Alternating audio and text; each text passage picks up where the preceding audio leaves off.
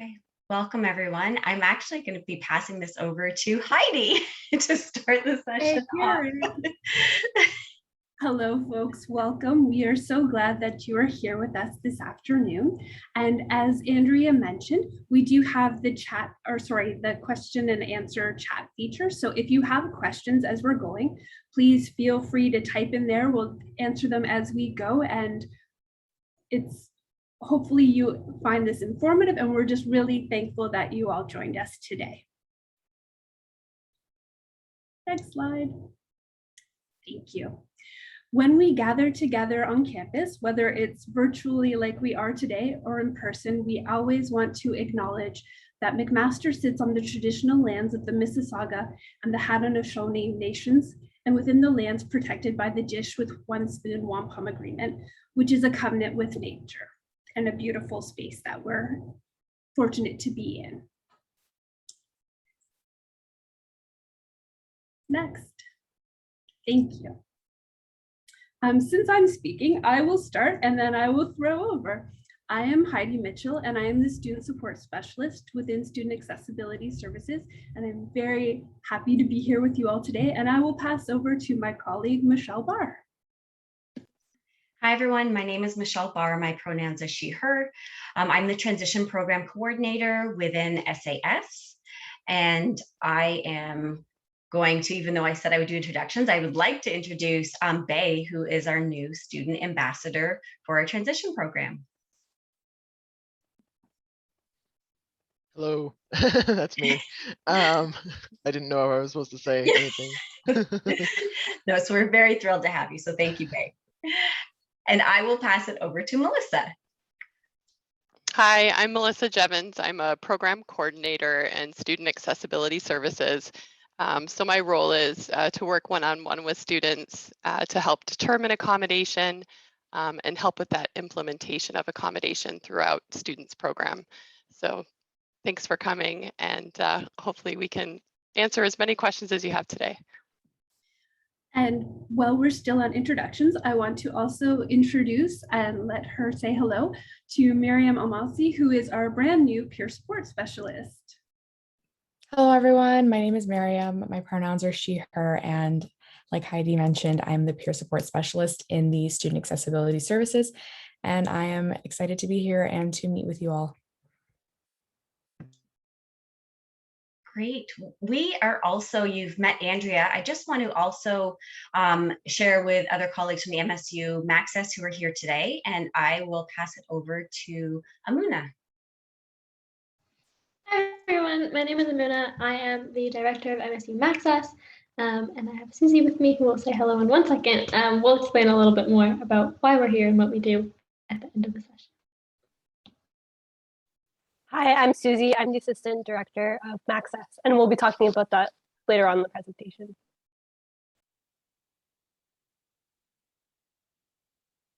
Great.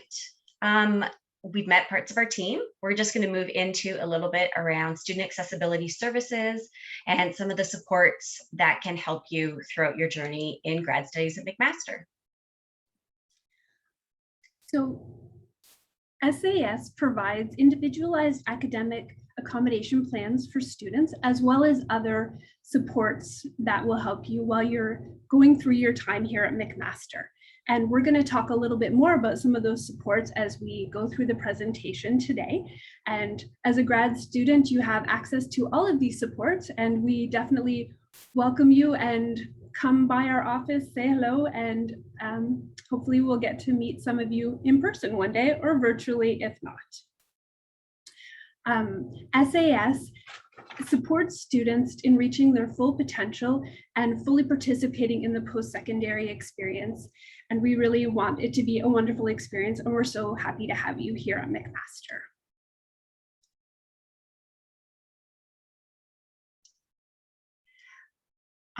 Just to start with SAS, again, we're really thankful that you're here today. SAS takes privacy and confidentiality very seriously. We don't disclose any personal or medical information.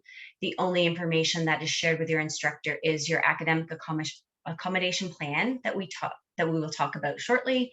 But we just wanted to share that this is a very safe space. Please, if you do have any questions or concerns, come and meet with any one of us. We're really happy to talk with you further. If you want throughout the session too to use the chat, we're happy to answer some questions. So some of the services and supports that we have within SAS, and some of this is relatively new, we are here to provide academic accommodations and an academic accommodation plan for grad studies. You do have access to a learning strategist and an assistive technologist for support. You do have access, and we will share a little bit more around student support specialist, a well-being learning hub and peer support specialist, transition programming, and a centralized testing center for accommodated tests.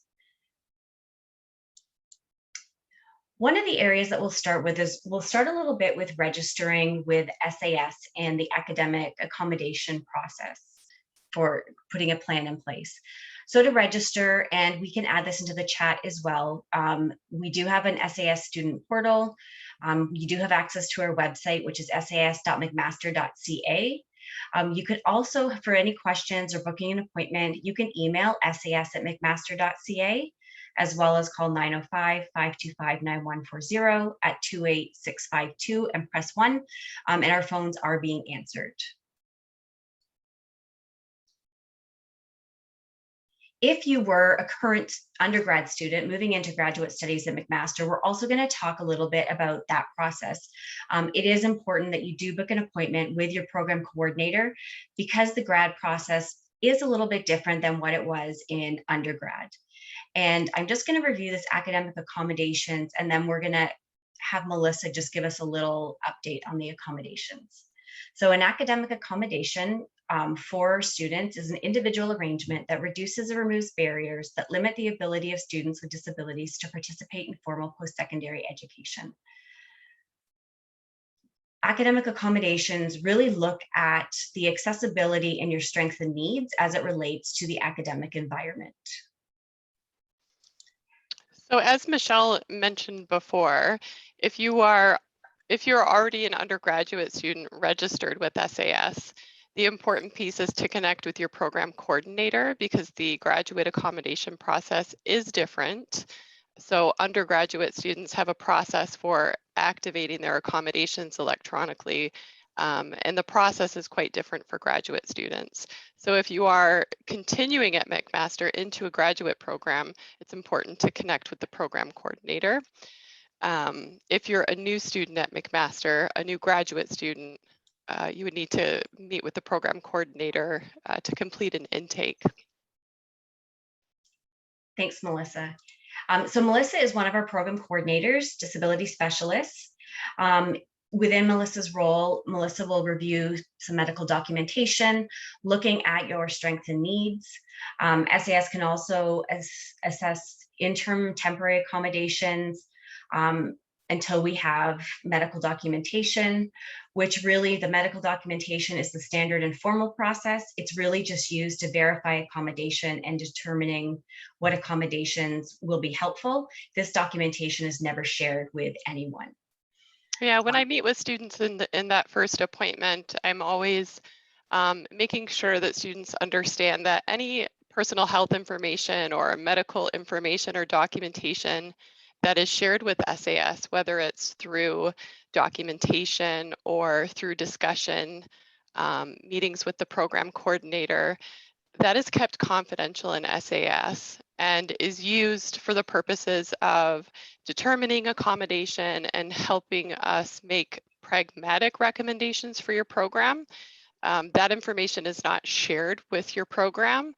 The communication that is happening between SAS and your faculty or program, or student and faculty and program, is simply, what are the accommodations and how do we make them work? How do we implement those accommodations in various components of your program or in a course, not, why you have accommodation or why you are registered with SAS. So I always like to ensure students are familiar with that sort of standard privacy and confidentiality standard of practice in the accommodation process.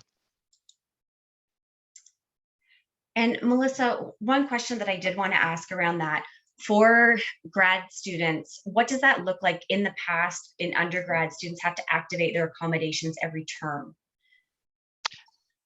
So for graduate students, once the accommodation plan is developed, that accommodation plan stands throughout the duration of your program unless it needs to change. So unless, for example, health status changes or accommodation needs change, or sometimes it's hard to anticipate what your needs are at the very beginning of a program. So unless we need to make any changes to the accommodation plan, that would stand throughout the duration of the program. And students are not necessarily activating them at the beginning of each term. However, students are encouraged to connect with instructors if they're taking courses, connect with instructors to review the accommodations, work out any details for implementation at the beginning of the term. But you don't need to sort of, check in with SAS or activate every new term unless you require changes. Great, thanks, Melissa.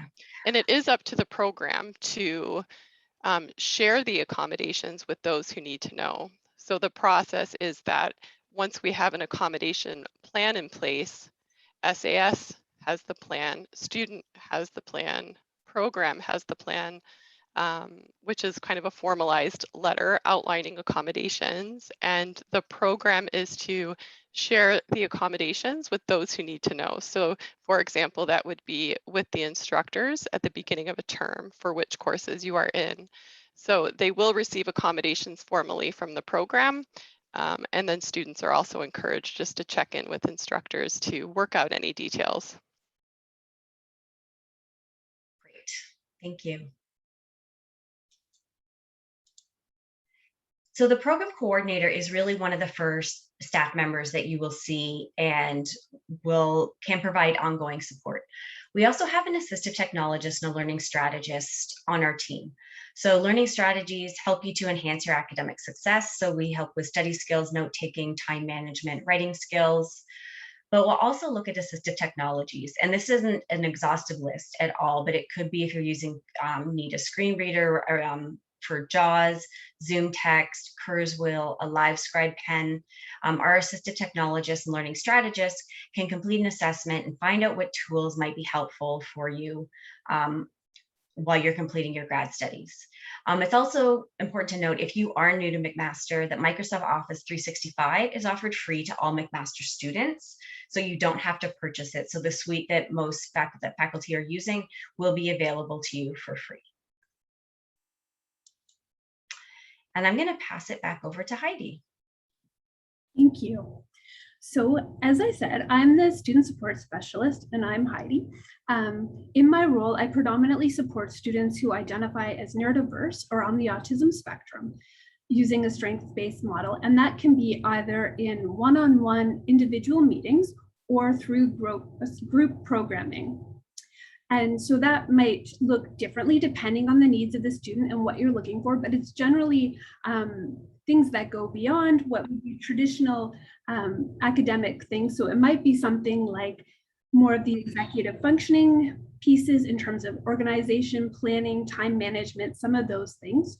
Or it might be more related to some life skills like budgeting, getting used to life in Hamilton if you're new around here, kind of navigating this city, this lovely city, which I will say we have so many fantastic trails and things, waterfalls galore if you haven't heard, or things like social communication, maybe in your master's studies or in your graduate studies and PhD studies, you might be doing more presenting and things like that, or just different kinds of networking and things that you might be doing. So working on some of those pieces around how do we approach that, or how do we kind of get rid of some of those nerves, or even kind of creating a script or things like that. So looking at sort of the skill development and opportunities to kind of practice and look for connections on campus as well.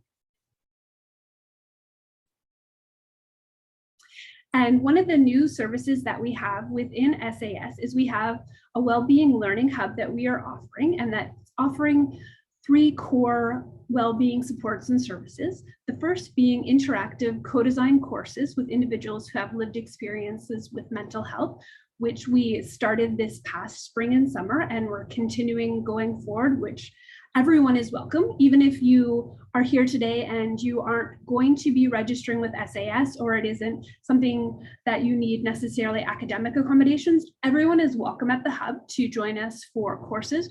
We will also have one of the core services is the service of our peer support specialists who you met earlier. And I'm going to talk a little bit more about that in a second. And then we also have mindfulness sessions, which will be a part of the services that are offered through the Wellbeing Learning Hub. Next slide. So I'm going to let Miriam have a bit of a break because it's only her second day. I didn't think it was fair to make her give a big spiel in a recording today, but we have Miriam and we're so excited. So she will be doing some of those one-on-one peer supports and mentorships to students who self-identify with a mental health disability. She will be there to connect and provide sort of that authentic lived experience and one-on-one support. She will also be one of the people whose friendly faces you will see in the co-designed student courses and you will get to know. And she will also be providing some of those mindfulness sessions. So if you're around the hub or looking for some wellness, some community and connection, please join us and we'd love to have you out. Thank you. Okay, thanks, Heidi. It's great to see some of the new services that we have. We're really excited moving forward. The transition program supports students throughout their journey at McMaster. We have a Max Start summer transition program that has been running for about 2 years that is also online on Avenue to Learn. It is geared right now to incoming students from high school, but we are looking at different ways we can bridge some of the gaps from students coming in from college or coming into grad school. We are running regular workshop and events throughout the year. We do collaborate closely with our Career Access Professional Services CAPS, which I will be talking about. And we do work with our secondary school team with outreach and transition consultations. And I see, thank you, Melissa, for adding that to the chat. I think it's important to know that SAS is always available for consultation. So if you're unsure whether you need accommodations or whether to register with SAS, please reach out to us at any time. You can have a consult with a program coordinator. If you just have initial questions, you always have myself and Heidi and Bay as our student ambassador. But we're here to help you. So if you find that there's some access needs and you're not sure where to go, we can always help direct you to the right place. We also have a collaboration with our library accessibility services. So our LAS, and as you can see, McMaster has lots of acronyms, provides access to alternate formats. You do have access to the campus accessible tech space, which is called CATS. It is a quiet space for students. They have sound dampening couches, they have assistive technology. Now, having I said all these wonderful things about this space, the space is under renovation. The good news is that it's going from seating 15 students to 45 students, which is fantastic. And we can put the link in the chat for you. But you do have to be registered with SAS to access the CAT space. When they're up and running back in January, it is really worth checking out. They have a great space, a great community, and you would contact Nancy Waite or Paige Maylott for anything around alternative formats that are on your academic accommodation plan. We also have a fabulous collaboration with our Career Access Professional Services with CAPS. So our CAPS team provides individualized support to assist with all aspects of career development. So it can be career exploration, interview preparation, building of skills and confidence. It is a great team. We've actually this year started with our transition program through a volunteer honorarium career trek, where we have students who are going to be participating in our student panel for outreach and for some of our transition programs of 5 students within different capacities at McMaster. So we're really excited about that.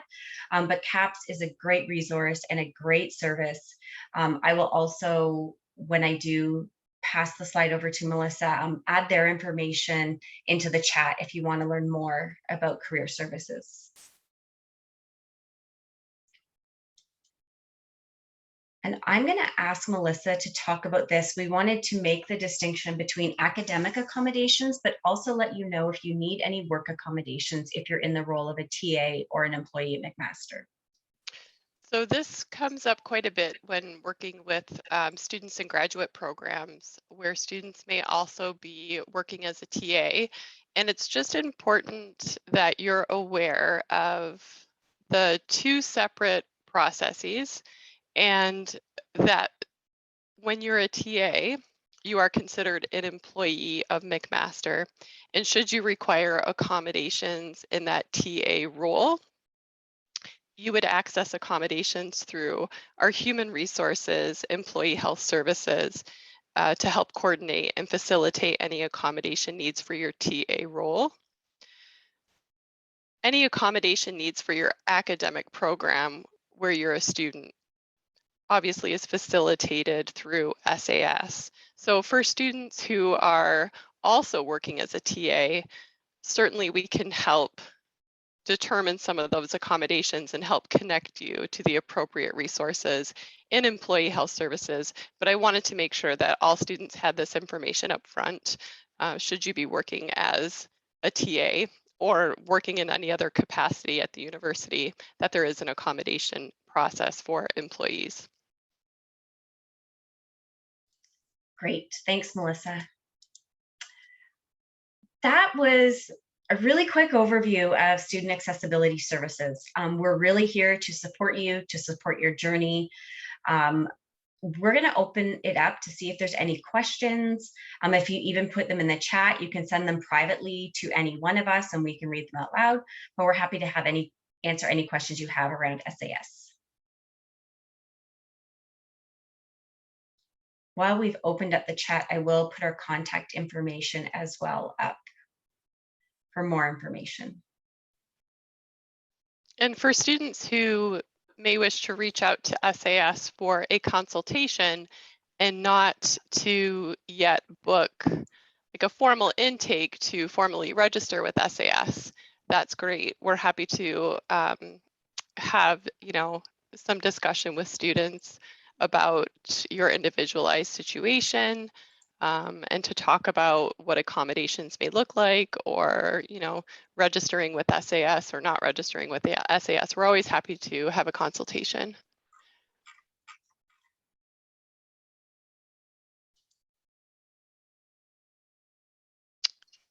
What was the email that you had, Michelle, for employee health services? That is the generic email, is hr.mcmaster. Oh, let me just double check it. I'm going to put it into, here is their website. And let me just make sure this was correct.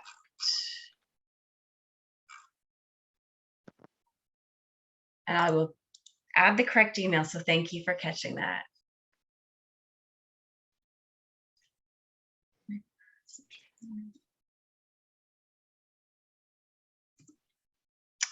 Yeah, so there's a couple of employee health services consultants who work with employees to help determine accommodation, and they also have a process for accepting and reviewing documentation separately with occupational health nurses. But as program coordinators, we're happy to help students navigate that process as well. Sorry, I forgot I muted myself. Melissa, there is a question here that I'm hoping that you can answer as well. If you want to take an elective at another university, do you need to register with their SAS department as well? You'll need to register with their department, but if you're going to take one elective, what we typically do is can provide a letter verifying accommodations that you access at McMaster. And usually if you take that letter to that institution, they can implement accommodation for that particular elective. But the takeaway here is a program coordinator can help you navigate that process. Most institutions do want you to formally register because there is some probably back end administrative things that need to happen to make sure students access accommodation. So it always depends on the institution, but program coordinators can help you navigate that. I've helped lots of students navigate that in the past. Great, thank you. And yes, it's all these new processes. So thank you everybody so much. We can keep the chat going. If there are any other questions that you do have, we are happy to answer them. Please email, even if you want a consult, sas@mcmaster.ca. And if you do have questions, just email SAS. We can help navigate those resources and connections for you too. I'm actually going to stop recording, I think, Andrea, before I forget.